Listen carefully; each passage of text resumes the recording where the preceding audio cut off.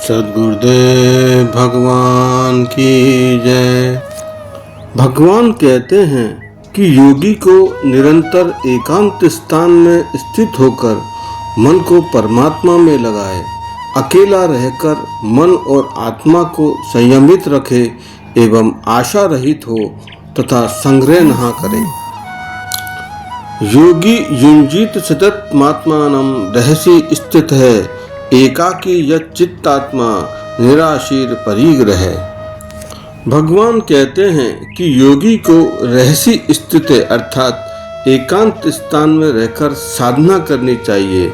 इसका तात्पर्य यह नहीं कि किसी जंगल या पर्वत में जाना है, बल्कि वातावरण ऐसा चुनना है जहां मन बाहरी शोर, भीड़ और विषयों से कम विचलित हो। जब मनुष्य लगातार संसार की गतिविधियों, इच्छाओं, चिंताओं में उलझा रहता है, तब उसका मन स्थिर नहीं हो पाता। एकांत मन को भीतर की ओर मोड़ने में सहायता प्रदान करता है।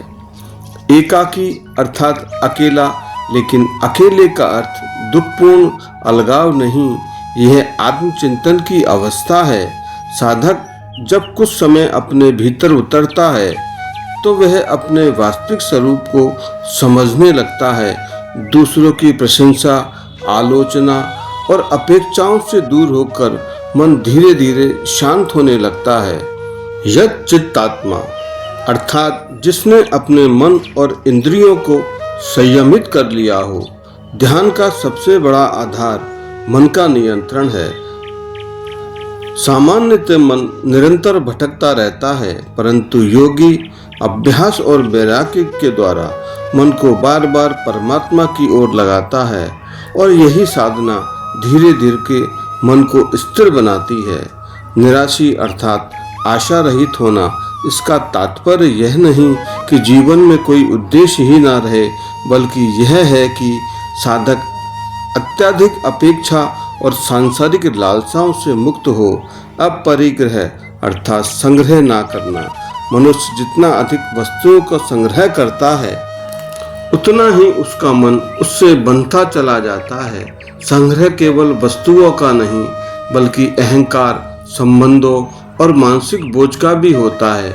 योगी आवश्यक वस्तुएं रखता है और सरल जीवन अपनाता है, जिससे उसका मन स्वतंत्र और हल्का रहता है। शुचौ देशे प्रतिष्ठाप्य स्थिर मानस महात्मने नात्युच्छित्रम न अति नीचम चैलाजिन कुशोत्तरम। भगवान कहते हैं कि शुचौ देशे अर्थात साधक को शुद्ध और पवित्र स्थान में बैठना चाहिए। ऐसा वातावरण जहाँ शांति, सात्विकता, पवित्रता हो। जिस स्थान पर अत्यधिक शोर, अशांति, हिंसा या विकारपूर्ण वातावरण हो, वहाँ मन आसानी से स्थिर नहीं हो पाता।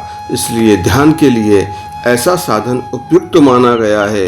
इसके बाद स्थिरम आसनम अर्थात योगी अपने लिए स्थिर आसन स्थापित करे, क्योंकि ध्यान में शरीर की स्थिरता अति आवश्यक है, क्योंकि शरीर की चंचलता मन को भी चंचल बना देती है। यदि बैठने का स्थान असुविधाजनक हो तो साधक का ध्यान बार बार शरीर की ओर जाएगा। इसलिए आसन ऐसा होना चाहिए जिस पर लंबे समय तक बैठा जा सके। साथ ही आसन ना बहुत ऊंचा होना चाहिए और ना बहुत नीचा। बहुत ऊंचा आसन अहंकार या संतुलन का कारण बन सकता है और बहुत नीचा आसन असुविधा या अशुद्धि का कारण हो सकता है। भगवान आसन की व्यवस्था बताते हैं कि नीचे कुशा घास, उसके ऊपर मृग छाल और फिर वस्त्र बिछाए। ततेकाग्रम मने कृत्वा यच्चित्तेन्द्रिये ये क्रिये उपविश्यासने युञ्जाध्योगे मात्म विशुद्धये।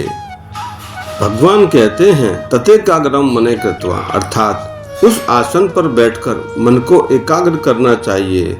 मन का स्वभाव चंचल है, परंतु ध्यान का उद्देश्य मन को जबरदस्ती रोकना नहीं, बल्कि धीरे धीरे केंद्र पर स्थित करना है। जब मन अनेक दिशाओं में भागना छोड़कर एक लक्ष्य पर टिकता है, तभी भीतर शांति का अनुभव होता है। यच्चित्तेन्द्रिये ये क्रिये अर्थात चित्त और इंद्रियों को संयमित करना केवल आंखें बंद कर लेना ही ध्यान नहीं है। यदि इंद्रियां विषयों में उलझी रहे और मन भीतर ही भीतर इच्छाओं और चिंताओं में भटकता रहे तो वास्तविक योग संभव नहीं है। इसलिए साधक को अपनी दृष्टि, वाणी, विचार और व्यवहार सब में संयम लाना आवश्यक है। बाहरी संयम धीरे धीरे भीतर की स्थिरता को जन्म देता है। योग आत्मविशुद्ध ये भगवान कहते हैं कि आत्मशुद्धि के लिए योग का अभ्यास करें। ध्यान और योग की साधना विकारों को शांत कर मन को निर्मल बनाती है और जब मन शुद्ध हो जाता है तब मनुष्य अपने वास्तविक आत्मस्वरूप के निकट पहुंचता है। शेष अगले भाग में। जय श्री कृष्ण।